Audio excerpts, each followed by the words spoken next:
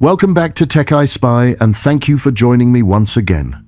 Today, we are diving into a company that sits deep inside the global semiconductor bloodstream. A company that many investors overlook until they suddenly realize how much modern infrastructure depends on it. Marvell Technology. The name sounds almost modest for what the company actually builds. Behind that quiet exterior is a design house responsible for the movement of data across cloud platforms, inside enterprise networks, along carrier routes, and increasingly inside the growing world of artificial intelligence acceleration. Before we begin, I want to remind listeners that the full library of TechEyeSpy books is now available through Rhubarb Bridge Publishing on Amazon and in all good bookshops. Those books cover everything from space to quantum computing to the deeper layers of financial technology, and they give you a broader context for the companies we talk about on this podcast. If you enjoy these episodes and want to go further, you will find the books give you the missing pieces that do not fit inside a 20-minute audio show. Marvell began life in the mid-1990s in California, with a focus on designing integrated circuits for storage controllers and early networking hardware.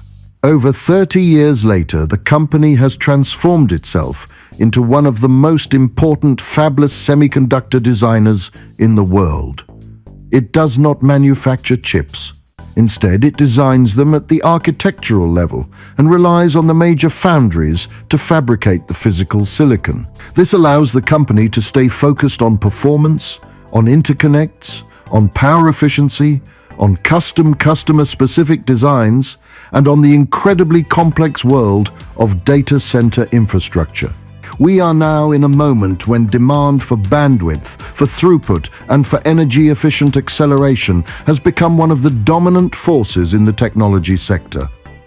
Every cloud platform now fights for the same goal. Move data faster, connect servers with lower latency, compress and decompress models for artificial intelligence at extraordinary speeds, and push more work through every rack while using less power. Marvell has placed itself right in this current by offering custom silicon, advanced networking chips, optical interconnect solutions, and data processing units that all sit beneath the visible surface of the technology most people use every day. This episode will explore the company exactly as we always do. We will look at what Marvell gets right, where it struggles, where it could grow next, and the risks that could hold it back.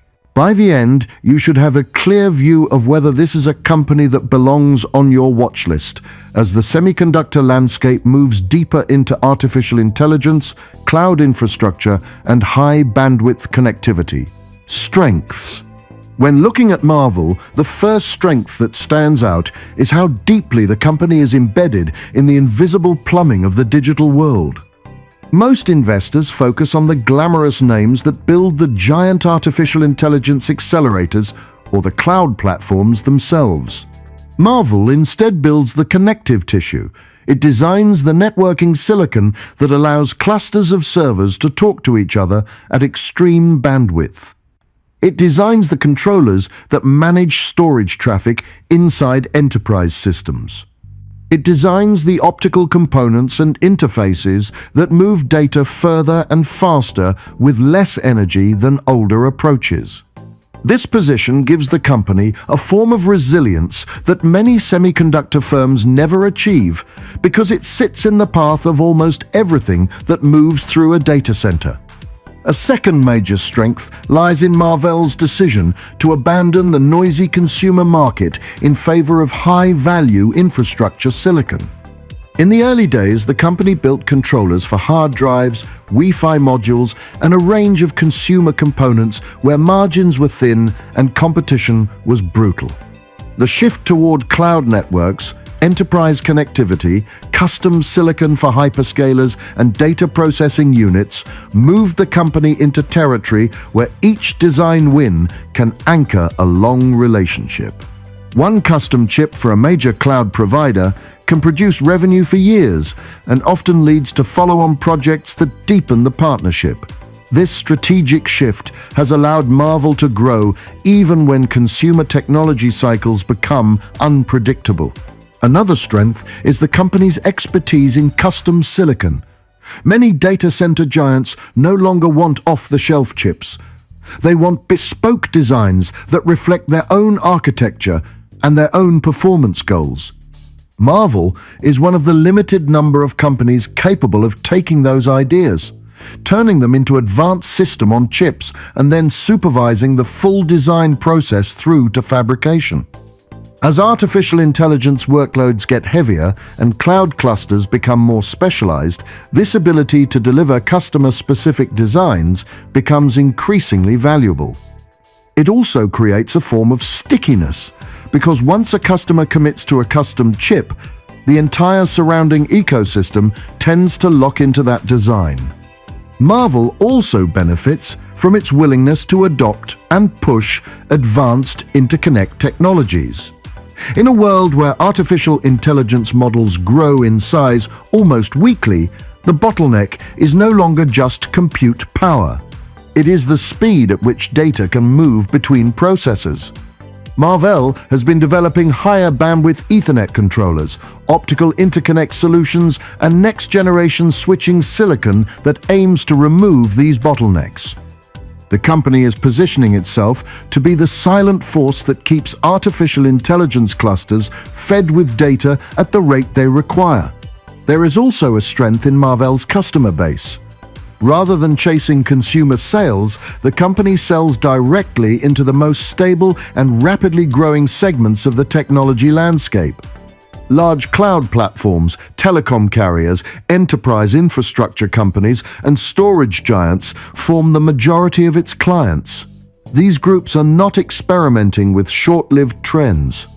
They are building the digital skeleton of the global economy, and that gives Marvell a reliable long-term market with predictable demand curves. Finally, the company benefits from the broader shift toward disaggregation inside data centers. More workloads are being pulled apart into specialized tasks and then recombined. This requires high-performance networking, dedicated controllers, and advanced logic that sits between compute nodes. All of these pieces fall directly within Marvell's design expertise, which means the trend lines of artificial intelligence and modern infrastructure align naturally with the company's strongest capabilities. Weaknesses.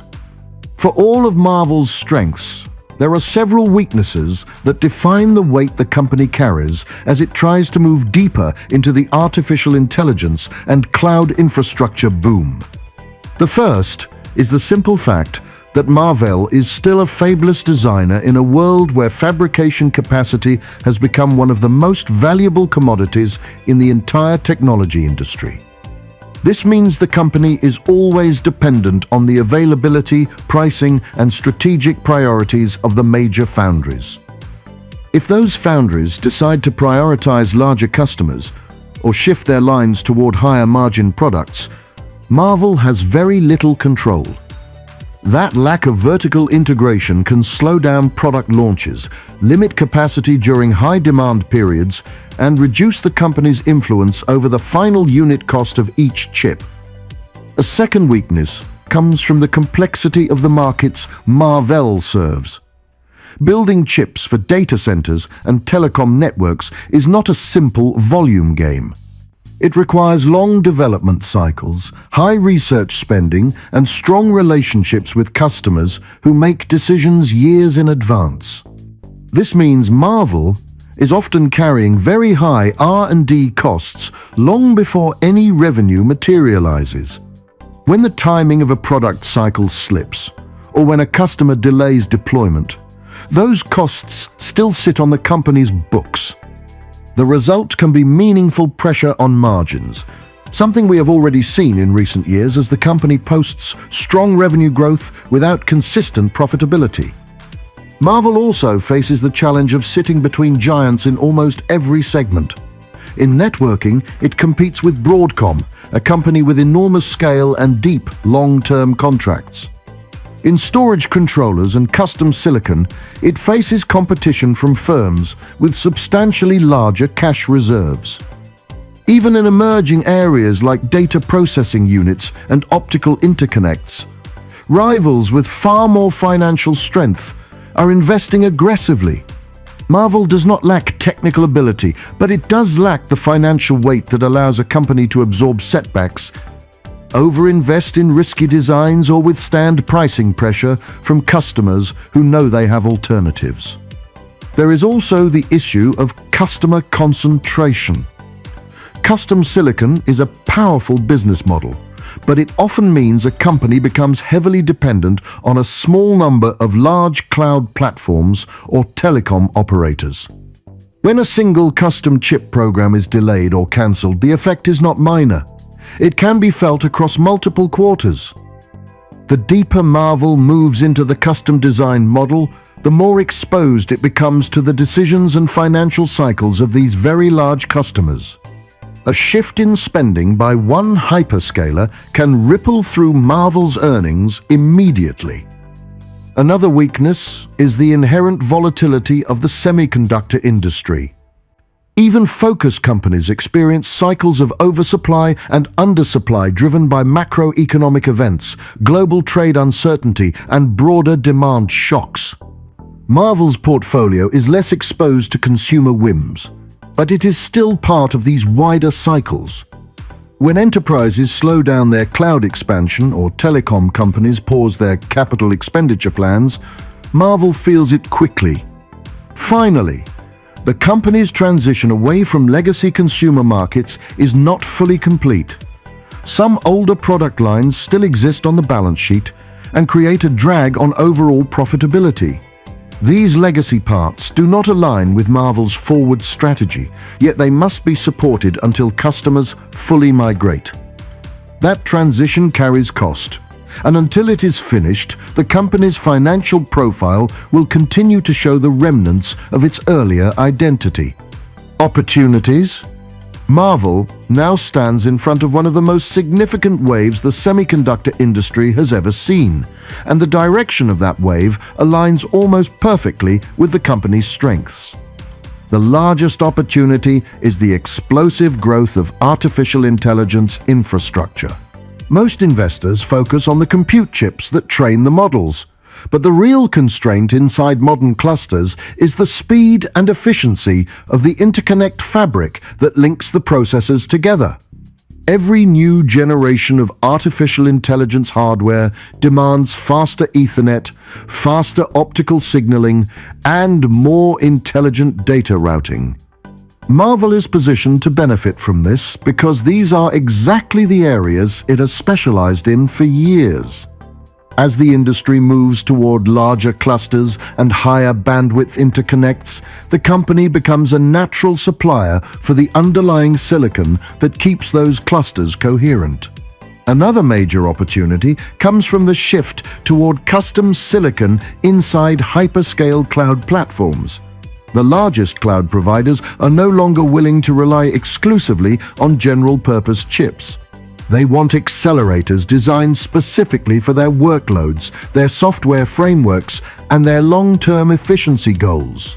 Marvell has already built a reputation as one of the few companies willing to develop these complex customer-specific designs. As cloud platforms deepen their investment in artificial intelligence inference, edge processing, and advanced networking, Marvell can secure long multi-year contracts to build the bespoke chips those companies need to differentiate their services. There is also growing opportunity in the telecom and carrier world. The migration toward 5G networks and beyond requires high-performance baseband processing, front-haul and backhaul connectivity, and new forms of data aggregation at the edge. Telecom companies have been re-evaluating their network architecture, and many are now shifting towards software-defined and disaggregated systems. This shift plays directly into Marvell's strengths in networking and embedded compute. If these carriers continue upgrading their infrastructure at scale over the next decade, Marvell could lock in a stable long-term market that extends far beyond the current artificial intelligence cycle. Another opportunity lies in the optical domain. As electrical interconnects approach their practical limits, data centers are pivoting toward optical connections both between racks and between chips. Optical networking is no longer a niche, but a necessity for artificial intelligence clusters that must move enormous amounts of data without drowning in heat. Marvell's acquisitions and development work in this area place it in a position to benefit from this transition. If optical interconnects become the default solution for next-generation clusters, the company stands to capture a meaningful share of the expanded demand. Marvell also benefits from the global push for higher energy efficiency. As data centers grow, they consume vast amounts of power, and regulators, as well as large customers, are demanding solutions that move data more efficiently. The company's development of lower power networking silicon, more efficient controllers, and better data processing units positions it well. Any industry-wide pressure to reduce energy consumption will amplify demand for Marvell's low-power solutions. Finally, there is an opportunity tied to the unpredictability of the semiconductor landscape itself. As more companies try to move into artificial intelligence hardware, the complexity of the task will push many of them toward outsourcing their chip design. Marvell is one of the firms capable of absorbing these outsourced projects. If the industry fragments into dozens of specialized workloads, Marvell can position itself as the architect that brings those ideas into silicon form. This could steadily expand its customer base beyond cloud providers and telecom carriers into new areas such as automotive, defense, industrial robotics, and advanced computing at the edge. Threats. Although Marvell sits in front of major growth waves, it faces an equally serious set of threats that could reshape its trajectory if the company fails to navigate them with precision. The first and most visible threat comes from the intense competition inside its core markets. In networking, storage, and custom silicon, the company is surrounded by enormously powerful rivals with deep cash reserves and long-standing customer relationships. Broadcom, Intel, AMD, and several emerging design houses are all pushing into the same spaces. These competitors have the financial strength to undercut pricing, overinvest in new architectures, or simply grind down smaller rivals through scale. Marvell cannot afford many missteps because its margins are already thinner than those of its larger opponents. Another threat lies in the company's dependence on foundry partners. As a fabless designer, Marvell relies on third-party manufacturers to turn its architectures into physical chips. This dependency can become a strategic vulnerability when global supply chains tighten or when capacity is rationed. If foundries prioritize higher volume or higher margin customers, Marvell could find itself waiting in line while competitors secure earlier production slots. Even a short delay in fabrication can push back delivery schedules and weaken customer confidence. There is also the risk of customer concentration. The move toward custom silicon brings long-term revenue, but it also binds the company tightly to a small set of hyperscale clients. If even one of these giants shifts its internal roadmap, delays a data center expansion, or decides to build chips in-house, the impact on Marvell would be immediate. The largest cloud platforms increasingly prefer vertical integration, and that trend threatens any company that relies heavily on supplying them with specialized components. Geopolitical tensions also cast a long shadow over Marvell's business. Semiconductor design and fabrication now sit at the center of global strategic competition. Export controls, restrictions on advanced process nodes, and political pressures on supply routes can disrupt production or block access to key markets. If global tensions increase, companies like Marvell may find themselves unable to ship certain technologies or forced to redesign products to comply with shifting regulations. This creates cost, delay, and uncertainty that the company cannot fully control. Another threat is the speed at which artificial intelligence hardware is evolving. Every few months, new architectures appear that change the assumptions of cluster design. If Marvell fails to keep pace with these transitions, it risks being locked out of future generations of artificial intelligence infrastructure. Competitors that move faster in areas such as optical interconnects, chip-to-chip communication, or data processing units could capture the next set of design wins before Marvell has updated its offering. Finally, there is the broader macroeconomic threat that hangs over the entire semiconductor ecosystem. Data center spending can slow when interest rates rise. Telecom operators can pause upgrades when revenue tightens. Enterprises can delay infrastructure modernization in response to uncertainty. Because Marvell is tied to infrastructure rather than to consumer cycles, these slowdowns can be felt sharply. The company is exposed to long sales cycles where one shift in global conditions can echo across multiple quarters. Conclusion: when you step back and look at Marvell Technology as a whole, you see a company that has spent 3 decades quietly moving toward the center of the digital world. It no longer chases the volatile consumer markets that defined its earliest years. Instead, it has positioned itself deep inside the networks, the data centers, and the artificial intelligence clusters that now form the backbone of the global economy. It builds the unseen silicon that keeps data flowing, that connects processors together, and that allows cloud platforms to operate at a scale that would have been impossible only a few years ago. The company's future depends on its ability to stay ahead of the relentless demand for bandwidth and efficiency. If artificial intelligence continues to grow, if cloud platforms keep building larger clusters, if telecom operators push forward with their network upgrades, and if the world keeps demanding faster and more efficient data movement, Marvell stands to benefit. The company has the portfolio, the technical depth, and the customer relationships to ride these currents. But this is also a company operating inside a narrow corridor. It faces strong competition, exposure to foundry capacity, the risks of customer concentration, and the difficult economics of long design cycles. It must innovate constantly just to maintain its position. There is no space here for complacency because the moment a rival offers a faster switch, a lower power controller, or a more efficient optical interface, the entire landscape shifts.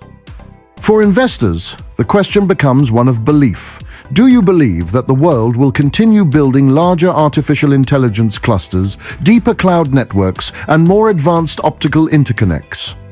If the answer is yes, then Marvell remains one of the more interesting companies in the semiconductor world, not because it dominates the headlines, but because it sits inside the infrastructure everyone else depends on.